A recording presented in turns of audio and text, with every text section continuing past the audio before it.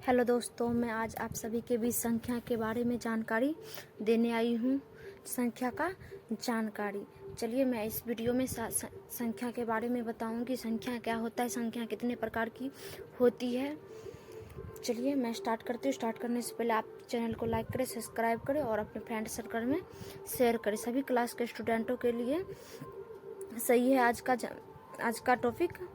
अगर आप छठी का हो आपके लिए फ़ायदेमंद है, सतवीं का हो उसके लिए भी, आठवीं वर्ग के बच्चों के लिए भी, नववीं के लिए भी और 10वीं के लिए भी, किसी भी क्लास के स्टूडेंट है सभी को फ़ायदा ही होने वाला है इस टॉपिक से। चलिए मैं स्टार्ट करती हूँ।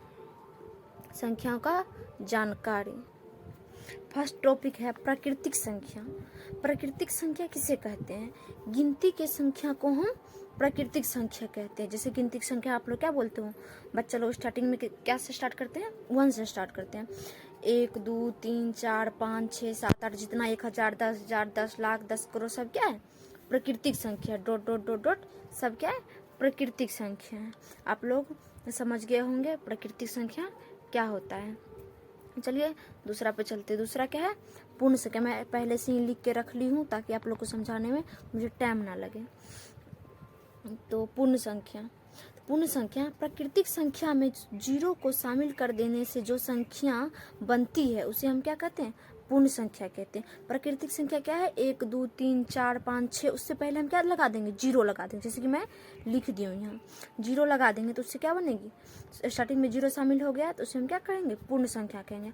अब आप लोग के एग्जाम में क्वेश्चन आ सकता है, प्रत्येक प्राकृतिक संख्या एक पूर्ण संख्या है? नहीं है, क्योंकि प्राकृतिक संख्या में जीरो को शामिल हम नहीं कर सकते, इसलिए ये एक पूर्ण संख्या नहीं है। लेकिन सभी प्राकृतिक संख्या एक पूर्ण संख्या है, क्योंकि 1 2 3 4 एक पूर्ण संख्या भी एक प्राकृतिक संख्या है, लेकिन जीरो एक प्राकृतिक संख्या नहीं है। इसलिए प्रत्येक पूर्ण संख्या एक प्राकृतिक संख्या नहीं होती है, लेकिन प्रत्येक प्राकृतिक संख्या एक पूर्ण संख्या होती है। आई होप कि आप सभी को समझ में आया होगा। अगला क्वेश्चन आता है क्या? पूर्णांक संख्या। वैसी संख्या जिसमें धनात्मक और ऋणात्मक दोनों संख्या शामिल हो उसे हम क्या कहते हैं? पूर्णांक संख्या कहते हैं। कुछ कर्ज में भी रुपया हो और कुछ मेरे पास भी हो, उसे हम क्या कहते हैं? धनात्मक। कुछ धन में हो कुछ ऋण में भी हो। जैसे कि 1 हो गया धनात्मक पूर्णांक, 2 हो गया धनात्मक पूर्णांक, 3 हो गया धनात्मक पूर्णांक, 4 हो गया धनात्मक पूर्णांक। ये क्या है? धनात्मक पूर्णांक है। -1 कर्ज में हो गया रुपया, और -2 -3, इसी तरह -10 -5 -20 -100 सब क्या हो गया? ऋणात्मक संख्या। और प्लस वाला सब संख्या क्या होगा? धनात्मक संख्या। दो जिसमें दोनों संख्या शामिल हो उसे हम क्या कहते हैं? पूर्णांक संख्या कहते हैं। चलिए अगला टॉपिक आता है सम संख्या। ऐसी संख्या जो 2 से पूरी विभाजित हो जाए और जिस संख्या के अंत में क्या हो? 0 2 4 6 8 हो उसे हम क्या कहते हैं? सम संख्या कहते हैं। जैसे कि 2 से पूरी विभाजित हो जाए उसे हम सम संख्या कहते हैं। जिसके अंत में क्या हो? 0 हो। देखो 0 2 4 इसके अंत में क्या है? 4 है, इसलिए ये एक सम संख्या है। ये 2 से विभाजित है, 2 कम 2 कट जाएगा, 4 2 दूनी 4, ये भी विभाजित है, इसलिए सम संख्या है। जिसके लास्ट में देखो, इसके लास्ट में भी 2 है, इसके लास्ट में भी 8 है, इसके लास्ट में भी 4 है। ये क्या है? सम संख्या। किसी भी बड़ा संख्या दे दे, 0 0 3 4 6 8 5 बोलेगा, 5 4 बोलेगा, क्या ये सम संख्या है? कुछ नहीं देखना है मुझे, क्या करना है? सिर्फ लास्ट डिजिट देखना है। लास्ट डिजिट में क्या है? मेरा 4 है, तो हम क्या लिखूँ यहाँ? जिसके लास्ट में क्या हो? 4 6 8 हो उसे हम क्या कहते हैं? सम संख्या कहते हैं। इसके लास्ट में क्या है? 4 है, इसलिए यह एक सम संख्या हुआ। अब अगला आता है विषम संख्या। अगला टॉपिक क्या है? विषम संख्या। विषम संख्या वैसी संख्या जो 2 से पूरी नहीं कटे और जिसके अंत में 1 3 5 7 9 हो उसे हम क्या कहते हैं? विषम संख्या। जैसे कि 13, इसके लास्ट में क्या है? 3 है, तो यह एक क्या है? विषम संख्या। ये इसके लास्ट में क्या है? 5 है, ये एक विषम संख्या।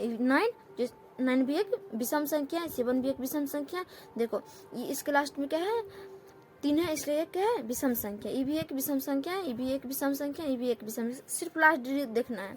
लास्ट में अगर ये सब संख्या मिल रहे हैं तो समझ जाना क्या है? विषम संख्या। क्या समझ जाना? विषम संख्या है। तो किसी भी तरह की संख्या कितना भी बड़ा दे दे, जैसे 2 3 4 8 9 10 0 3 2 3 दे दे, क्या है? लास्ट में 3 है, इसलिए एक विषम संख्या है। चलिए अगला टॉपिक पर चलती हूँ मैं। अगला टॉपिक है भाज्य संख्या।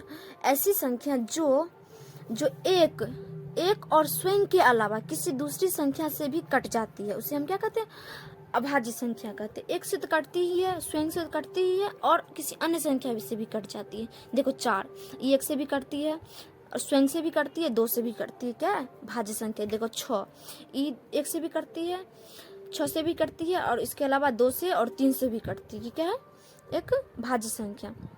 ये भी 1 से भी कटती है, स्वयं से भी कटती है, 2 से भी कटती है, 4 से भी कटती है, इसलिए ये क्या है, एक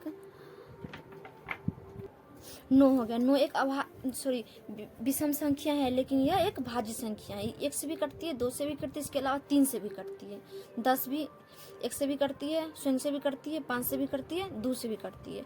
12 भी 1 से भी कटती है, 2 से भी कटती है, और स्वयं से भी कटती है, इसके अलावा और 2 से 3 से भी कटती है, इसलिए ये क्या है, भाज्य संख्या। अब अगला टॉपिक आता है आप लोग का अभाज्य संख्या। ऐसी संख्या जो एक और स्वयं के अलावा किसी संख्या से नहीं कटती है, उसे हम क्या कहते हैं, अभाज्य संख्या। जैसे 1 हो गया, 1 से ही कटेगा, 1 क्या है, 2 स्वयं से भी कटेगा और 1 से भी कटेगा। 3, 5, 7, 11, 13, 17, इसके अलावा किसी भी संख्या से आप लोग ट्राई कर लेना, नहीं कटेगा। यह एक क्या है, तो अभाज्य संख्या है। अगला टॉपिक आता है आप सभी को क्या, परिमेय संख्या। क्या आता है, परिमेय संख्या। वैसी संख्या जो p/q के रूप में हो, q के रूप का हो, और जहां q is equal to does not 0, q का मान कभी 0 ना हो, उसे हम क्या कहते हैं, परिमेय संख्या। जैसे कि 2 p/q के रूप में है, हम इसको बट्टा हम क्या लिख सकते हैं, 1 लिख सकते हैं। 3 p/q के रूप में है, इसको बट्टा हम लिख सकते हैं। ये भी 0 एक परिमेय संख्या है, इसके बट्टा हम देखो है, ये भी है, ये भी है, यानी कि आप तुम लोग दिमाग आएगा √4, तो √4 एक क्या है, परिमेय संख्या, जिसका हम वर्गमूल निकाल सकते हैं, वो क्या है, परिमेय संख्या। 2 दूनी 4, इसका वर्गमूल 2 हो जाएगा, जिसकी √9, 3 तिया 9, इसका वर्गमूल 3 हो जाएगा, रूट से बाहर हो जाएगा, इसलिए एक जिसका वर्गमूल निकल सके वो क्या है, परिमेय संख्या है। अब अगला टॉपिक आता है आप सभी को अपरिमेय संख्या। अपरिमेय संख्या ऐसी संख्या जो p/q के रूप का नहीं हो, क्या हो, नहीं हो, जहाँ q बराबर 0 हो, q का मान क्या हो, 0 हो, और उसे हम क्या कहते हैं, अपरिमेय संख्या कहते हैं। जैसे 2/0, q का मान क्या है, 0, जैसे कि √2, ये क्या है, इसका वर्गमूल हम निकाल सकते हैं, नहीं ना, इसलिए क्या है, एक अपरिमेय संख्या। पाई एक अपरिमेय संख्या, लेकिन पाई का मान जो है ना 22/7, ये क्या है, परिमेय संख्या है।